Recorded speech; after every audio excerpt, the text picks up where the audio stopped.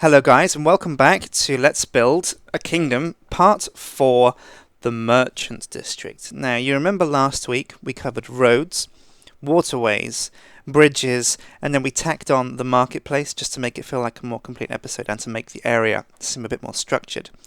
And this week we're going to be hitting the Merchant District. Now doing the waterways and roads let us map out the area loosely. You see we've got the top right there, the graveyard and the Merchant District. And the other areas are assigned their various zones, but it's nothing set in stone yet, and we may change what we've decided to put there. But yeah, as you can see, the place is looking pretty barren. There's sheep and cows everywhere.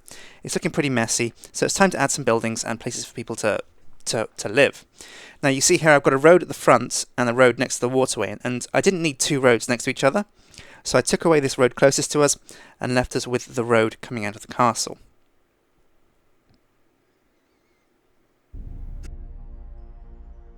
And then it was time to start on the graveyard. Now, I'd already mapped out the corners of this oblong that I'd put down to map out the area for the graveyard. I changed it to darker stone bricks because I wanted a bit more of a kind of gothic feel to the graveyard. I spent a while adjusting the length of these walls because it needed to be even for me to get the spacing between the fences just right for me to do the pattern that you see here. This is the same pattern that I used on the garden outside the back of the castle, and in the gaps I set in between here I put iron bars, or you can use iron fences to fence off the graveyard. I added half lighter stone brick half blocks on top of the fence posts, and the reason I did that is because I was going to build the archway out of lighter stone brick steps, and when I did that, if I didn't have any other light stone bricks it would have just looked out of place, so I needed the theme to be there so it didn't seem out of place when I used it on the gate. And I came back and I cobblestoned up this road because it's something I'd forgot to do when I put the roads in. I put down this loose T shape for the pathing inside the graveyard, and then it was time to look at the graves. Now I've never built graves before, so I had to think about what I wanted from them, and in the end I settled with soul sand as the graves themselves, and cobblestone steps for the headstone. On the other side I repeated the pattern, but I wanted some larger areas for, when you do go to a graveyard, you'll see a lot of smaller graves, but every now and again you'll see a statue or a larger kind of monument style thing where perhaps someone more important was buried, maybe a mayor or maybe somebody rich. So I wanted a couple of those to give it a bit of variation. And also I needed a crypt. As you can see, I've just built the crypt in the back left corner right there, because what graveyard is complete without a crypt? The one thing I regret not putting in this graveyard is a spooky tree. It's the one thing I really wanted, but I couldn't find space for it. In the end I left it without a tree, but it's something I might come back and add because I think that really would complete the graveyard. I'm not sure if it feels right just yet. I added hedges and roses to make it seem a bit more pleasant for those mourning the dead. And that was the graveyard. That's the graveyard complete for the most part, unless I do come back and touch on that tree that I'd initially planned. Now you see me slowly templating out areas for our Merchant District shops. I put the long two rectangles there on the left, and then on the right this became an L shape because the area left unplanned there in the middle, I measured across there, as you can see, with mud, and then mapped out the center with a cobblestone square, as you can see there, because this is going to be the merchant square. When I was building the merchant buildings, I thought it would be nice if you could see all the entrances to all the shops from one square, so that people would have a nice place to kind of meet up, walk around the fountain in the middle, and be able to see all the shops, and they could show all their wares in this square. It seemed like a wise thing to do, so I set up that square, and I left that unfountained for me to come back later and look at a fountain design. And then it was up to me to build the buildings themselves. Now, I built this wooden walkway you see at the front because I wanted a bit of elevation. I wanted you to be able to look down on the Merchant's Quarter if you the Merchant District if you were coming up from the bridges, you could walk up there and just look down. And I needed a bit of, you know, differentiation. Rather than having just a flat area, I wanted that walkway there, so that somebody could, so that you can see the area, and it's not just horribly flat. When I built the buildings, I mapped out the first floor with wooden spaces. I kept the corners as logs, because just pure stone brick would have been quite awful. And then once I mapped out the second floor, I started to build this, again, red nether brick peaked roof. This is the same kind of style that I used on the castle roof, and in fact on the bridge roofs you see there in the background. And I like it as a theme. A red topped kingdom seems to work, because this isn't a typical fantasy, a typical gritty medieval kingdom. It's a fantasy kingdom. Now, a medieval kingdom might be kind of poor, with, you know, perhaps not the money to go all out on some of the buildings, but in a fantasy kingdom, there's magic and all that kind of craziness. So you get a bit more license to kind of go nuts in your design. And here I came back to the graveyard because I realised that at night time there was no lighting there, and a graveyard is not a place you want to be at night with no lights. So to keep the ghosts at bay, I built a few primitive glowstone lampposts. I put lips and windows on a few of these buildings just to space them out, and then it was time to hit the fountain in the middle. Now, fountains like this are a lot of fun to do because you don't really need a specific design going into it. You can go for a statue or just a piece of contemporary art, like a sculpture or something. And you pretty much have free reign to do whatever you like. Here I got creative with a few stone brick steps, and I made like a kind of, I don't know, a contemporary sculpture. And then to light it up, I replaced the corners in the centre of the fountain with glowstone blocks.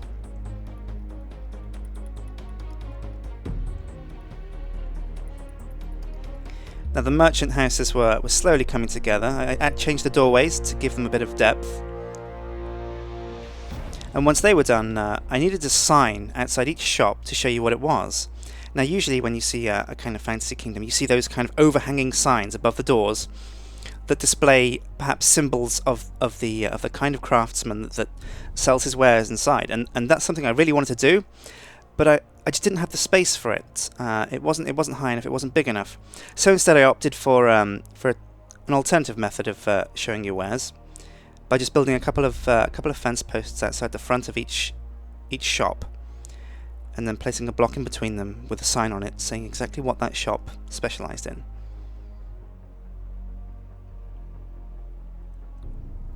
I had to be careful when I was building these. If you look at our kingdom, it's stone brick city. There is stone brick everywhere, and the last thing you want to use is the same block all the time.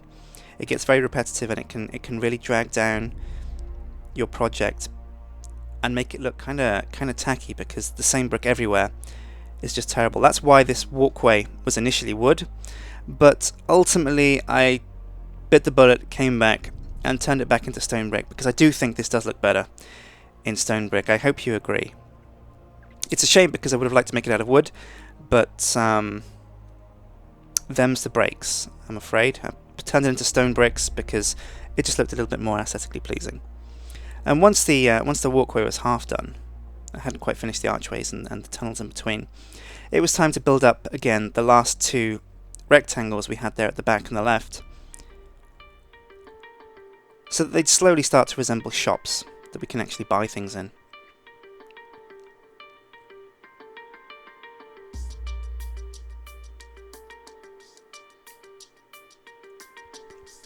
With the merchant district, I decided that the shops would be on the bottom floor, and the top floor would be the living quarters for all the merchants.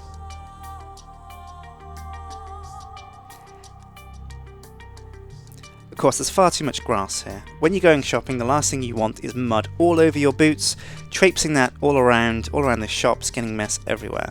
So I came back and I replaced the outside of this square and the paths leading up to it with cobblestone, something steady for you to put your feet on without getting muddy. And as you can see, the cathedral bells in the background, towering over some of the buildings. The cathedral itself, I call it cathedral, but the large church-like cathedral thing in the background, it seemed kind of small when we did it, but it really is a big building considering the size of the city and the size of the buildings that we're going to put in it. And when we are building the respective zones in the city, you will still be able to see those bell towers in the background. They will strike against the horizon and look impressive. At least that's the hope. There was a lot of neatening and tidying up to do with these with the merchant quarter. There were so many rooms inside here. It took a long time just to add floors, separate the various shops, and then add interiors, to the point where in the end it took me so long I only did the living quarters for one of the buildings, and completed a couple of the shops, namely the blacksmith, because that felt important. What kingdom is complete without a blacksmith? But it's something I'll come back to at the end of the project when we've moved from the exterior focus onto the focus of the interiors. Again, I repeated the nether brick, the red nether brick pattern that we had on the other L-shaped building on the right, just to keep things looking the same. I had an interesting idea when building these roofs to put a chimney stack in that actually smoked.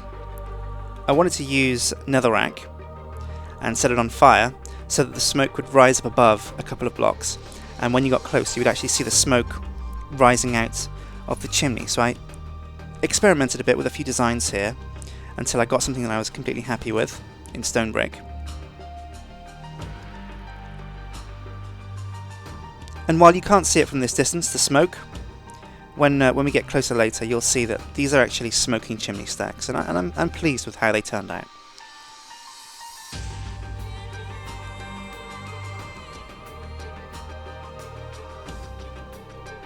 Again, in between the chimneys and the roofs, I'm dossing around, finishing up the final little touches and details on the various rooms and such, because there was so much to do. In between the actual structural building, there is so much to tidy up in this part of the project. And there you see the smoking chimney stack as we pan over the graveyard.